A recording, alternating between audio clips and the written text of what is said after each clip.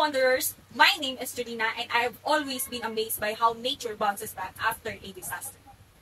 Imagine a giant asteroid speeding toward Earth, a massive ball of fire crashing into the land with an incredible force. In seconds, life is wiped out. A once rich ecosystem turned into empty rock and dust. Forests burn away, rivers dry up, and the land is left in ruins. But what happens next? Is this the end, or is it just the beginning of something new? This isn't just a thought experiment. 66 million years ago, an asteroid struck Earth, wiping out the dinosaurs and most life forms. But even after such devastation, the world did not remain lifeless. Over time, plants regrew, animals evolved, and entirely new ecosystem flourished.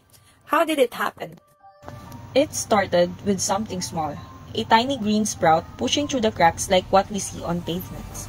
And then the moss moves in first, which make the ground ready for more plants. Then comes the grasses, the shrubs, each one making it easier for the next to grow. Insects arrive, birds follow, and with that, the land begins to wake up. Little by little, life returns. Nature rebuilds itself, stronger than before. This remarkable process is called ecological succession. As we proceed on learning about ecological succession, here are our objectives for today's discussion. First is to define what is ecological succession. Second is to discuss what are the two types of ecological succession. And third is to discuss what are the stages of ecological succession. And lastly is to provide a real-life example of ecological succession. Well, just like us, nature has the power to recover after a setback. As they say, nature always finds a way. Ecological succession is a natural process of change in types and structures of plants and animal communities in an area over time. It helps ecosystem recover from disturbances and transition to a stable state, ensuring biodiversity and ecological balance. There are two types of ecological succession. First is primary succession. Let's go back to an asteroid hitting the Earth and how life slowly goes back to it. In the case where everything was completely wiped out, leaving no trace of life at all and all it has are bare rocks and life starting to take place again, is called primary succession. Primary succession happens in places where life didn't exist before or where all life was wiped out.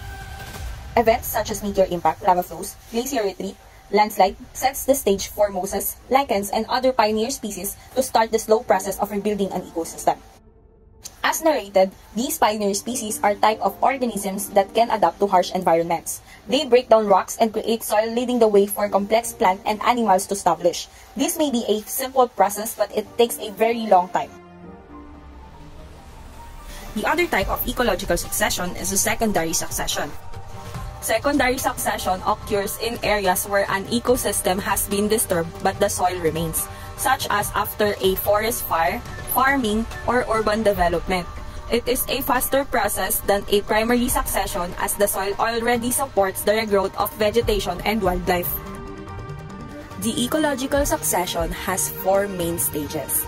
First is the disturbance stage, then pioneer stage. It will then be followed by intermediate stage and lastly, the climax stage. The disturbance stage. The disturbance stage is temporary change in environment conditions that disrupts an ecosystem. Events mentioned such as meteor impact, lava flows, and forest fire disrupts an ecosystem.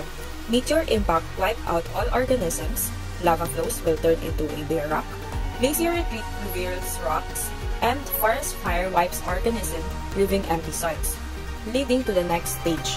The second stage will be the pioneer stage. This stage involves hardy species like lichens and mosses that prepare the environment by breaking down rocks and forming soil. These organisms grow fast as you can see in the photo. Lichens and moss break down this rock which over time develops into soil. This will now set foundation for more species to grow such as shrubs and small trees. When these organisms begin to grow in an area that is first inhabited by pioneer species, it is now on intermediate stage. Small trees and shrubs are indicator of increasing biodiversity within an area. It is also known as transitional stage as it is progressing to a climax community. Following that is the climax stage. It is characterized as a stable, mature ecosystem with large trees, balanced biodiversity, and minimal change unless disrupted. It is also considered as the endpoint of succession within the context of a particular climate and geography. Ecological succession takes a very long time to happen. However, how do we know that these stages actually happens? Well, there are few places that shows evidence of ecological succession. Here's one of them. In Iceland, a volcanic eruption has occurred on November 14, 1963. On the picture, you can see the underwater volcano eruption. Volcanic activity continues until year 1965, and with that, cooled magma created Surtsey, a brand new island with no life.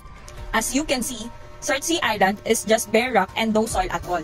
But as time goes on, pioneer species have colonized the island. Figures are documentation of the colonization of lichens on Surtsey Island between 1970 and 2006. That is published by Christensen and Heinmarsson in 2009. These images show the gradual establishment of mosses and lichens on the newly formed volcanic island.